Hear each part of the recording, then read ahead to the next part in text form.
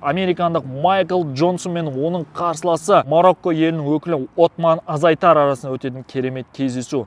Бұл кездесуде сарапшылардың көбісі дерлік американдық Майкл Джонсонды фаворит ретінде көріп отыр. Менің ойымша да бұл кездесуде Майкл Джонсон фаворит болуы тиіс. Өйткені американдық Майкл Джонсон біз білетіндей Флорида штатындағы Шавкат Рахмонов, Асу Алмабаев жаттығуын өткізетін Kill Cliff залында жаттығатын жауынгерлердің бірі. Және де бұл залда дайындық барысы өте жоғары деңгейде екенін атап өтейік. Жалпы біз білетіндей Майкл Джонсонның күрес стилі мен бокс стилінің өте жоғары екендігін атап өтуіміз керек.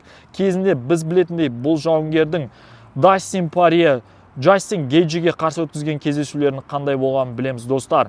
Ал Отман Азайтардың марокколық жауынгердің жалпы күрес стилі мен джиу-джитсу стилінің, сонымен қатар бокс стилінің жақсы деңгейде екенін атап өтейік, достар. Менің ойымша бұл кездесуде Майкл Джонсон Отман Азайтарды төрешілердің шешімімен болмаса техникалық нокаутпен жеңіске жетті.